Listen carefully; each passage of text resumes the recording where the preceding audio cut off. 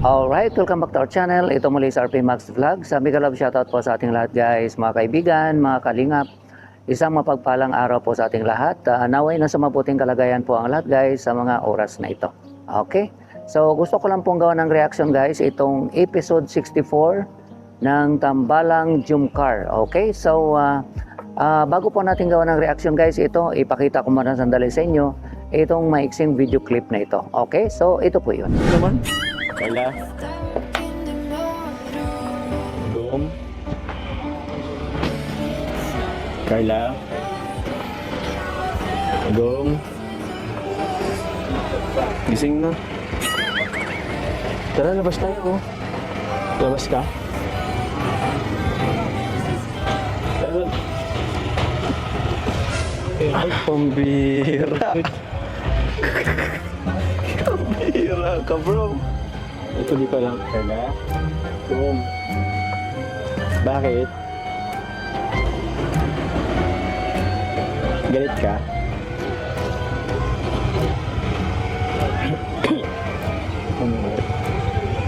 Boom. Baba tayo. Baba tayo, bro. Ayaw kong kausapin yata, bro. Sorry na. Di ko alam kung ba't galit ka sa akin. Siguro naman, I deserve an explanation. I deserve an acceptable reason. Dom. Tara na. Ayaw, bro. Wala bro. Push. Mukhang ano tong bagyo ano nyo ah. Parang Travel nyo bro ah. pag ganito lang, bro, pag di nita ako sasama sa Ay,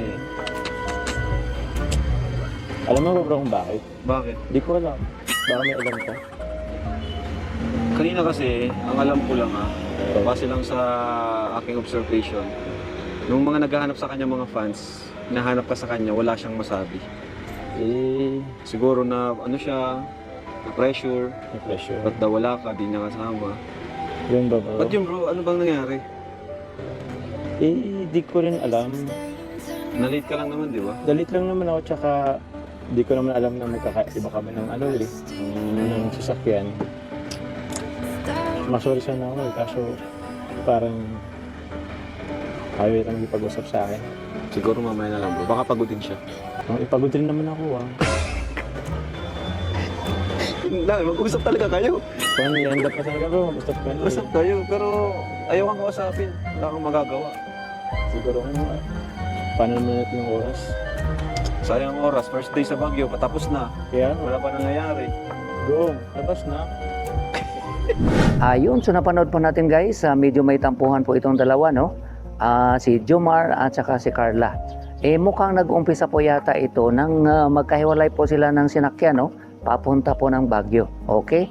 So sana magkaayos itong dalawa bago matapos po ang kanilang trip sa Baguio dahil sayang naman po. Sabi nga nung mga nagko-comment, doon sa Thailand ang sweet-sweet nila at doon nga yata sinagot itong si Jomar ni Carla, no? At nagiging magjowa na itong dalawa sa Thailand. Pero dito nga, no, pagpunta nila sa Baguio, tinatawag na nga po ni Papa Joms, no, si Carla ng agum o asawa. Ganun pa man, nagkatampuhan itong dalawa. Okay? So dahil nga po sa tampuhan na yan guys, meron po isang nag-comment. At ito po yung hula niya o ito po yung nabanggit niya. Okay? So ito po yung sabi ni Kuya Roberto Estampa, 5292. Okay? Ito po yung sabi niya, di maganda ang relasyon ng Jomcar. Okay? Mayroon siyang isang binanggit, hindi ko na lang po banggitin. Di magtatagal, wala ng Jomcar. Okay? Siguro napansin ni Kuya Roberto na dahil nga po may tampuhan itong dalawa, nababanggit niya na po na hindi maganda ang kanilang relationship. At hinuhulaan na po niya guys na hindi magtatagal. Okay? Well, para sa akin naman guys, disagree po ako dito sa comment ni Kuya Roberto. Okay? Dahil hindi po ibig sabihin na nagkatampuhan po yung magjowa o yung ika nga, no, yung mag-asawa o yung magsyota, ika nga, hindi po ibig sabihin ay hindi na po sila magtatagal. Okay? So, ang tampuhan po, no, sa isang relationship ay normal po yan. Tampuhan sa mag-asawa o magjowa man yan, kasama po yan sa relationship. Kaya nga po, doon kayo mag-a-adjust. Okay? Doon kayo magkaalaman din ng mga pros and cons ng inyong mga personality o yung mga ugali. Okay? So, hindi ibig sabihin na hindi na kayo magtatagal. Kaya nga po, ang relationship, no, parang ano po yan, parang halaman na kailangan po nating diligan o kailangan nating alagaan para lumago ika nga ang relationship. So, hindi tayo naniwala guys na porket nagkatampuhan itong dalawa ay hindi na sila magtatagal. Okay? Dahil marami pong super sweet no ang kanilang relationship, hindi rin po sila nagtatagal. So depende ika nga no sa pag-workout ng dalawa. Nasa kanila kung willing silang i-workout yung kanilang relationship. At naniwala naman po tayo guys, ika nga may tiwala tayo kay Papa Joms at kahit naman kay Carla kung talagang sa tingin nila sila talaga ang para sa isa't isa. Naniwala po tayo guys na handa po nilang i-workout ang kanilang relationship. Okay? Ngayon, dito sa episode 64 guys, meron po ba kayong napansin dito? Meron pong isang pugi. Ayun. May isang pugi po na nakipagpa-picture no, kay Carla. Sino ito no, sa tambalang Jumcar? Okay? Ito guys, panoorin natin sandali.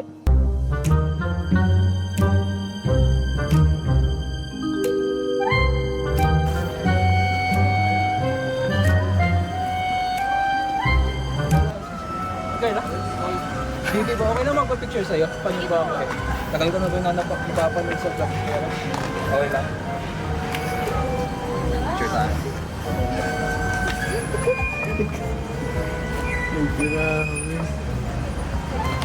Okay, thank you po. Ayun, so napanood po natin guys, merong pugi na nagpapapicture no, kay Carla. Ang ganda-ganda ni Carla dito guys at yun, may lumapit, hindi nakatiis, nagpapapicture kay Carla. Okay, sino ito? Okay, kilala nyo ba siya guys? Okay, sa pagkaalam ko guys, no, kung hindi po ako nagkamali, siya po ang isa sa mga coach no, ng gym kung saan pinupuntahan po nila Kalinga Prab. At alam natin guys, ito si coach na ito, may gusto ito kay Carla.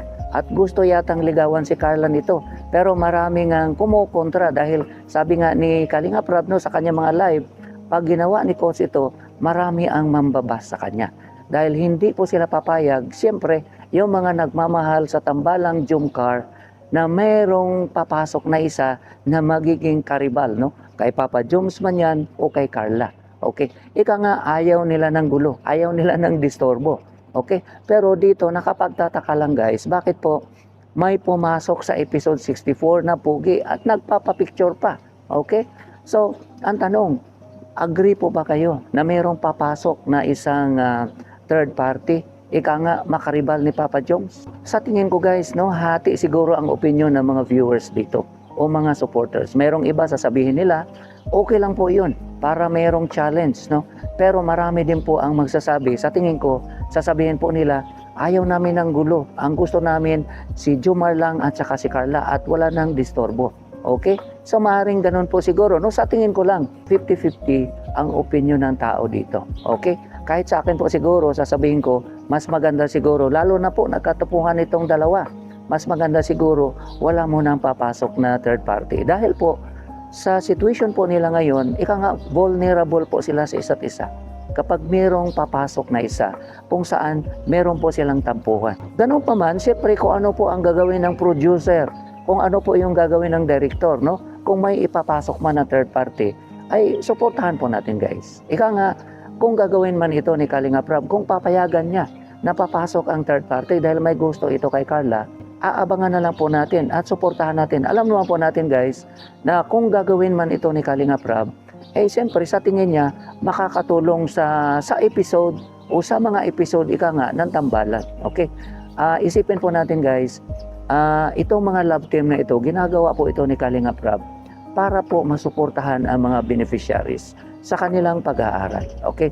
At isipin din po natin, mahabang lakbayin pa po ito dahil 4 years pa po silang mag-aaral. So ika nga, mahabang vlogging pa ito sa kanilang tambalan. Hindi natin alam kung hanggang kailan ang kanilang tambalan. Sana magtagal ang kanilang tambalan. Yun po ang hope ng karamihan o ng lahat, no, na magtagal ang kanilang tambalan. Sabi nga, Jumcar forever, Idsi forever. Danjoy forever o lahat po ng tambalan. Yun po ang wish natin sa kanila. Okay? Hanggang sa dulo, hanggang maging sila, no? If possible, nasa kanila naman po yun. So, yun po guys, matagal na lakbayan pa po itong tambalan nila. Kaya nga po, kung ano man ang gagawin ni Kalinga Prab sa tambalan, may ipapasok man siya na third party na magiging challenge. Alam ko, sabi ko na nga po, medyo hati ang opinion ng supporters dyan. Pero in case na gagawin po yan ni Kalinga Prab guys, suportahan po natin dahil maring pangpaganda din po siguro sa tambalan. Ika nga may challenge at may mga tampuhan. So, baka makaganda, no? Siyempre sa kahit sa mga pelikula, pag wala kasing challenge, parang hindi maganda. So, mas maganda din po yung may challenge. Ika nga, doon matcha-challenge si Papa Jones kung paano niya talaga i-workout. The same din naman si Carla, matcha-challenge din po siya kung paano niya i-workout ang kanilang relationship. So, ganun lang po yun. Okay? So, challenge at the same time, kung kaya nilang i-workout hanggang sa mapatibay nila, mapagtibay nila ang kanilang tambalan o ang kanilang relationship, ay doon po sila papalakpakan ng kanilang mga tagahanga. So, yun lang po guys, no, ang aking kunting reaction dito nga po sa episode 64, kung saan mayroong tampuhan ang dalawang magjowa. So, sana bago man lang matapos ang kanilang trip dyan sa Baguio, magkaayos na po itong dalawa, magkabatian na itong dalawa, at hindi lang yung basta magkabatian, talagang magkaayos. Kung ano man yung relationship po ni ate, ay wala na sanang tampuhan, uuwi silang masaya. Okay? So, yun na po guys, maraming salamat po sa inyong walang sawang suporta sa aming mga upload, live, pag-comments, pag-likes, pag-shares, at lalong-lalo na po sa hindi pag-skip ng ads, ay maraming salamat. Huwag din po natin kalimutang suportahan ang ating ama ng Kalingap na si Kuya Val Santos Matubang, Kalingap Rob at Edna Vlogs, mga kasamahan po namin Kalingap partners at reactors sa makakaya po guys, suportahan po natin. Okay? Ingat po tayo kung nasaan man tayo. God bless everyone. I love you all. Bye-bye.